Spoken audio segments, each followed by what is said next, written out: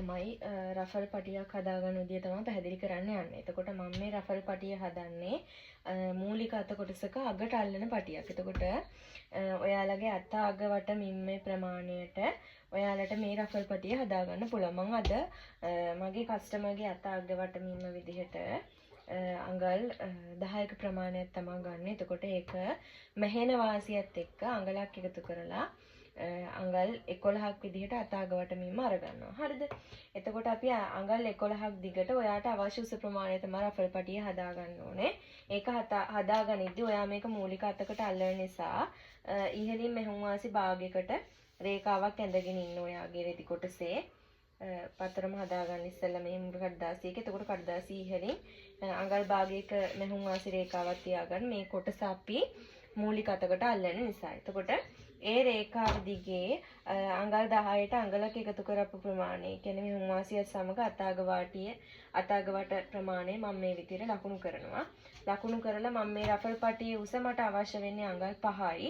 ඒ 5ට යට වාටිය මෙහෙන්න අඟලකුත් එක්ක මම අඟල් 6ක් සම්පූර්ණ උස එකතු කරනවා. එතකොට මම රෆල් පටියේ දිග අඟල් 11කුත් උස අඟල් 6කුත් විදිහට ගත්තා. එතකොට මේ අඟල් 6 ඇතුලේ මතක තියාගන්න අඟලක මෙහුම් වාසියක් වාටිය සඳහා තියනවා කියලා.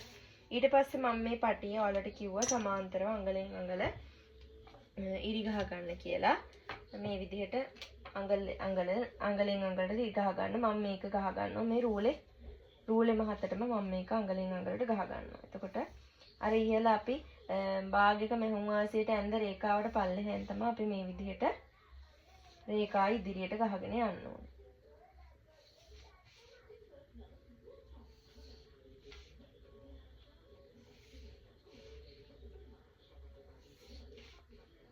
මට මේ විදිහට ලැබෙනවා. ඊට පස්සේ මම මේ කොටස කපාගෙන ඉවත් කරගන්නවා. අමතර කොටස් මට අවශ්‍ය නැති නිසා මම මේ විදිහට පටි කොටස කපලා අයින් කරගන්නවා. ඊට පස්සේ මම කිව්වා ඔයාලට අර අපි වෙසක් කූඩුවේ රැලි කපන විදිහට මෙතනින් වෙන් වෙන්නේ නැති වෙන්න මෙන්න මේ අඟලින් අඟලට තීරු කපපු ඒවා දිගේ මේ විදිහට කපා ගන්න කියලා. එතකොට අපි අර ඉහළින් තියපු මෙහුම් වාසිය අඟල් භාගය කැපෙන්නේ නැති වෙන්න තමයි මෙන්න මේ රැලි ටික කපා ගන්න ඕනේ.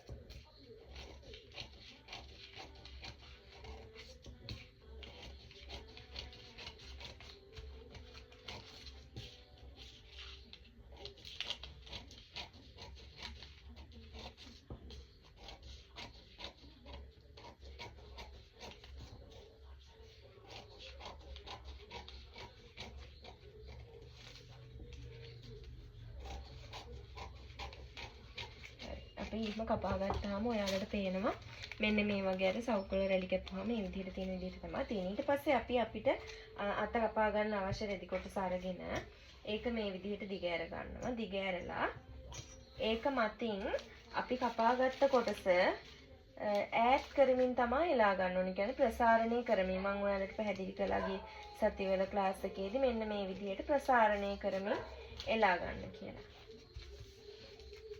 ඊපස්සේ අපි මෙහෙම ප්‍රසාරණය කරලා එලා ගන්න එක අල්පෙනිති වලින් මම ඔයාලට මෙහෙම රඳව ගන්න.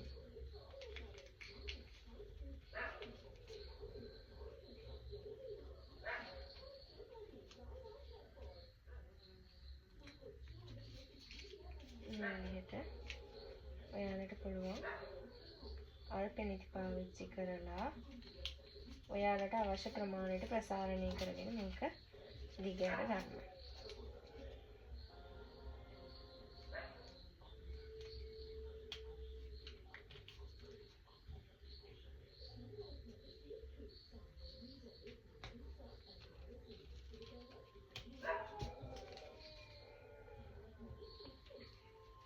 ඔයා ප්‍රසාරණය කරනකොට සමාන්තර දුරකින් ප්‍රසාරණය කරගන්න.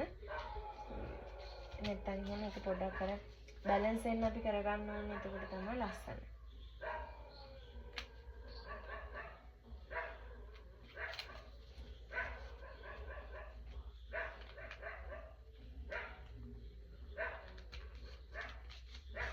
එයා මෙතන කෙලවරට වෙනකම්ම මේ කොටස් ටික එකින් එක ඈඩ් කරමින් මේ විදිහට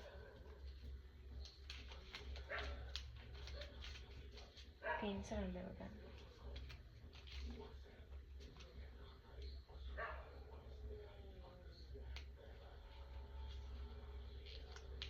ඔයාලට පින්ස් රඳවගෙන අවසානයේදී මේ වගේ පොඩි කර්ව් එකක් එක්කලා යට රවුන්ඩ් හැඩයක් ලැබෙනවා. ඊට පස්සේ ඔයාලට කරන්න තියෙන්නේ මෙන්න මේ හැඩයට රෙදි කොටස කපා ගන්නයි.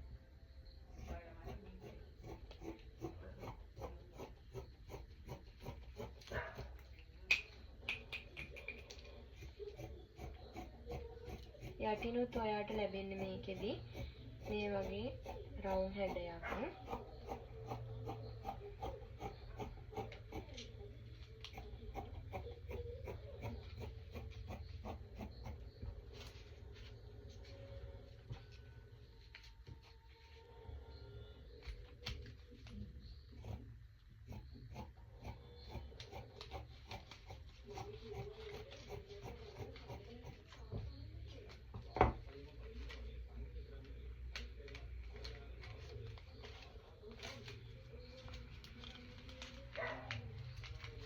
ඔයාලට එතකොට මෙන්න මේ වගේ තමයි රෙදි කොටස එලා ගත්තට පස්සේ හම්බෙන්නේ. ඊට පස්සේ අපි මේ අල්පෙනිති ටික ගලවලා අයින් කරගන්නවා.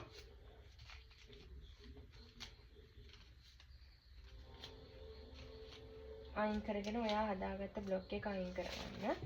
ඊට පස්සේ ඔයා මේක සාමාන්‍ය අත අගට ඇල්ලුවාම ඔයාට සාමාන්‍ය ෆ්ලෙයාර්ඩ් අතක් විදිහට තමයි හම්බෙන්නේ. ඔයාට අවශ්‍ය නම් මේක දැන් මම මේක මේ අඟල් 10ක අතාග වටකටනේ හදන් තියෙන නිසා තමයි මේ වගේ පොඩි ප්‍රමාණයකට රෆල් වෙන්නේ. ඔයා දැන් මේක ලොකු ප්‍රමාණයකට රෆල් කරනවා නම් අඟල් 14කට 15කට ඔයාට මේ මීට වඩා ලොකු රෆල් එකක් තමයි හම්බෙන්නේ. එතකොට ඔයාට පුළුවන් මේක අවශ්‍ය නම් මැහුම් වාසි වැඩිපුර තියලා මෙන්න මේ විදිහට රැලි කරගන්න. මෙන්න මේ වගේ රැලි කරලා හදා ගන්නත් පුළුවන්. ඒතකොට රෆල් එකක් දිගින් දිගට හදා ගන්න ඔයාලට පුළුවන්. ඒක ඔයාගේ රෙදි කොටසේ දිග ප්‍රමාණය අනුව තමයි රෆල් එක මේ වෙනස් වෙන්නේ. ඒ කියන්නේ රෆල් එකේ මේ කඩා හැලෙන ස්වභාවය වෙනස් වෙන්නේ ඔයාගේ පටියේ දිග ප්‍රමාණය අනුව.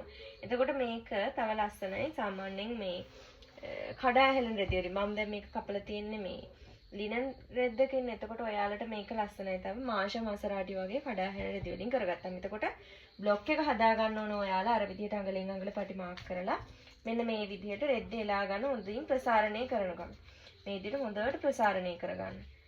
ගොඩාක් ඈතට ප්‍රසාරණය කරගෙන මෙහෙම කරලා කපා ගත්තාම ඔයාලට හම්බෙන ලොකු රවුමක්.